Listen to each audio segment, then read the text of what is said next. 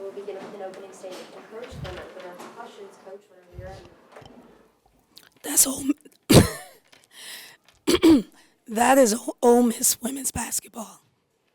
That what you saw is Ole Miss women's basketball. The last two games, now not being down 16, not being down 8, but the grit, the toughness, the resiliency, the belief. You know, Mississippi State is a really, really good team. They have a first round draft pick, in my opinion, in Jessica Carter. They have players that have scored over 2,000 points. I think they got like 5 of them. We were down a starter in Snither Collins. She got hurt yesterday in practice, and she wanted to play, but I told her if I didn't feel like I needed her, we wouldn't play her. And we just fought through. You know, we had a freshman that played point for us, and we have been grooming her the whole season.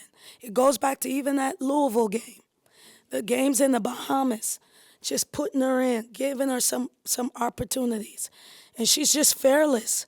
And so what you saw last game and this game is Ole Miss women's basketball. That's what it should look like. That's what it should sound like. That's what it should feel like. And then lastly, I just want to really thank our fans for coming out and supporting us. I will never forget my first 2 years here. When we would play at home, Mississippi's Vic Schaefer had 6 buses pull up to the pavilion, and they would do their chant. And I always promised to myself that at some point, I don't ever want to hear that chant in our pavilion. And you didn't hear it today. You didn't hear it today. And so that's a testament of me calling people up, them supporting our program, coming on and loving on our girls, which they deserve. No, they deserve it. And so this was a big win for us. We want to be in the top 4 of the SEC to get the double bye. And hopefully it's a confidence booster because Mississippi State is a very good team. I have a lot of respect for their players. Coach, how does this set you up going into this last 4-game stretch that's going to ultimately determine where your seeding is? Well, you know, we can't get too high or too low, David, because that Georgia team we're getting ready to play had South Carolina on the ropes. And their coach is pretty tough too. So I imagine she will have them ready to go. And as you can see, we were in a dogfight with Florida, who we played twice, a dogfight with Mississippi State, who we played twice, and they're the next team that we've played twice. So I'm hoping that South Carolina wore them out, because when you play at South Carolina, it takes a lot out of you. But, you know, we got to stay steady and just focus and take every game one game at a time.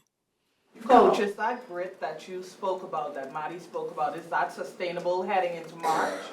Yeah, because it's not something they're putting on. It's who we are. We have really been grooming them to be tough.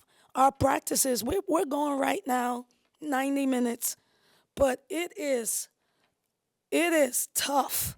They're on, knee pads on. We don't walk through anything. So, you know, we're getting ourselves prepared to make a strong showing because we don't want any doubt in anybody's mind that we are a tournament-worthy team and worthy of a legitimate seed so that we could compete and not have to meet the number 1 team in the second round. Ask Maddie and Kennedy the same question, but are y'all playing your best basketball like you want to be playing this time of the year? No, but we're playing well. What was it, 2 games ago? One of our starters went out, and it was like we couldn't function. Today, one of our starters is out, and we just kept on moving as if it was nothing. And that's the growth, you know. And so, are we playing our best? No, because we gave up 20 points one quarter, so that drove me nuts. But are we building the momentum that a coach wants to see in February? Absolutely. Maddie is a four-year player here. She's had 2 huge games in a row, especially at the end of those games. What has it been like to see her blossom? It's been a proud moment for me. You know, yesterday she was in practice. Maddie is our most unselfish player. So yesterday in practice, she wants to like create passes for everybody. And I just finally stopped practicing. I said, Maddie, I promise you, there is not an assist ward out there that you can get. Like, there's not an assist ward. There is a double-double opportunity. And I hate she didn't get, 10. But we want Maddie, when she's in her spots, she's unstoppable. And so, but she always wants to make everybody feel good and get them involved. It's the point guard in her. But it's been great to see her step up. She was, my team's gassed.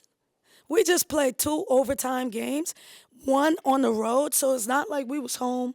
We didn't get back until like 11, almost midnight. Like, we're pooped, So it just shows her toughness and resilience. She talked about kind of the same question I asked Maddie and Kennedy. To be where y'all are, talk about that 4th seed and still have everything in front of you with what this roster's experienced. What does it say about them? Yeah, here's the thing. People don't talk about it. And I'm not going to bring it up, but since you brought it up, I'll bring it up. We're missing our starting PG, And then not only that, then we're missing our starting wing that knows the rivalry better than anybody else. From Brookhaven. So, like, I'm proud of this group because they could find every excuse to quit. And yes, we have here and there, but like I told you all, it's par for the course, And I'm just proud of my staff as well, because I've been calling everybody up. I look at myself in the mirror. I challenge myself.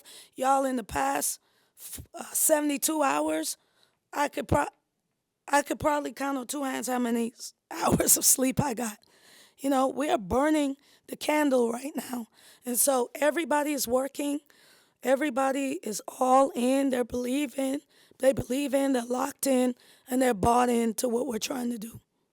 Now this game was Ole Miss women's basketball, and then those last, couple minutes, obviously, with the 8-point deficit and overcoming that, and y'all's brand of the we defend and all that. I mean, what was it about your defense that kind of stuck out to you in those final few minutes that allowed you to get that comeback and ultimately clinch the win? I think it was just the connectivity, We just came back from 16, so 8 in our mind is nothing. And I just reminded them, I looked up, and I remember it was 4 minutes and 58 seconds. And I said, guys, like, we have more than enough time, but we started pressing John and started shooting threes as if we needed I said, we don't need a 3 to win this game. It's a 2-possession, most 3-possession game with 5 minutes left. Let's just get stops and be who we are, a transition team. And so we were able to do that, and that's what worked for us. You mentioned Jessica Carter being a first-round level talent. She's a pro. She fouls out there. I guess how much did you feel like things changed for State, what they were doing offensively with her out of the game? I looked up to the heavens, and I said, Lord, thank you. And that is why I pay my tithes every month. Because at some point I need the big fella to throw me a bone. And when she fouled out tonight, I was elated because she's unstoppable. She's in shape. She looks great. She's a first-round draft pick. And kudos to our players, Rita Ibakwe. Rita really took it at Jess and put her in that situation to get those fouls. And but she is a pro. looked up to the big guy. He looked out. It was destined for us to win this game. Coach, you're probably unlike any other NCAA coach. You have fan support here that you called the fans up before and they showed up today. You got a whole country behind you in the Bahamas. Does that add any pressure to what you're doing here at Ole Miss? No, because I think a lot of people forget, Sasha, that, like, I'm not from here. Like, I'm not from America. So, like, I was born in the Bahamas. So, in the Bahamas, and raised in the Bahamas. And Bahamians, we're prideful people. We're colorful. We're jovial. We're honest. We're outspoken. And we make no apologies for that. And so sometimes it comes off as, oh, yo's brash, or how could she say that? But we're also loving people. And so, like, when I speak, sometimes I forget that I'm a Power 5 coach at Ole Miss. I don't know how to be a Power 5 coach at Ole Miss. I only know how to be me. And you know who I am? I am a loving person. I coach with everything I do is with passion. I love hard. When I join a community, I'm a part of this community. So yeah, I call them out, and I've called my Bahamian people out too, because as the way I look at it is I'm a part of it. So why can't I speak on what I believe I'm a part of? You know? So I make no apologies for that. That's just who I am. And I know it rubs some people the wrong way, but I can tell you this, I get more love than I get hate.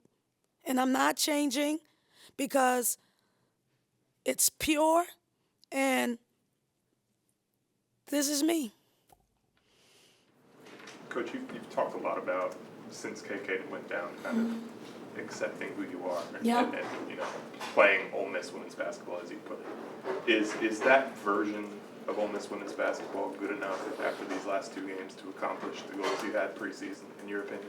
Yeah, you know, man, that's a great question. I do think it is. And if I'm being honest, I did not think it would be enough. When KK went down, I was probably for 2 weeks, I don't want to use the word depressed, but I was very down, you know, because, like, depression is real, and I really wasn't depressed. But I was sad. And I felt sorry for myself for about 2 weeks because when you have a plan and, you know, you feel like you have everything you need, and something like that happens, it's a jolt. And there was a space where I felt like everything, it was over for us. But this team never felt that way. And then I had to get back to being tough and resilient and not being a victim and just trying to figure it out. So boom, we put Maddie at the point. And then I'm like, oh, I like this. And I fell in love with that for maybe 3 games. And then people started to figure it out. I'm like, let me move Maddie from the point. So then Toddy, I put her at the point. And then when I found out this morning, I didn't find out that Snooder wasn't playing until this morning, about 10 o'clock. I was like, Zakaya, I'm going with you. Because I feel like Mississippi State is a great defensive team. And it didn't hurt us to have another ball handler. And she is that. And on the offensive end, Zakaya is fearless, but it's good and bad. Defensively is where she gives me heartburn. But we've talked about it, and I asked the team, I said, just look out for Zakaya as she goes through it. And I was super proud of her. And I know we have some really cool stats, but she definitely is in the running, in my opinion, for player of the game. Any other questions for Coach? Thank you. Sorry about my voice.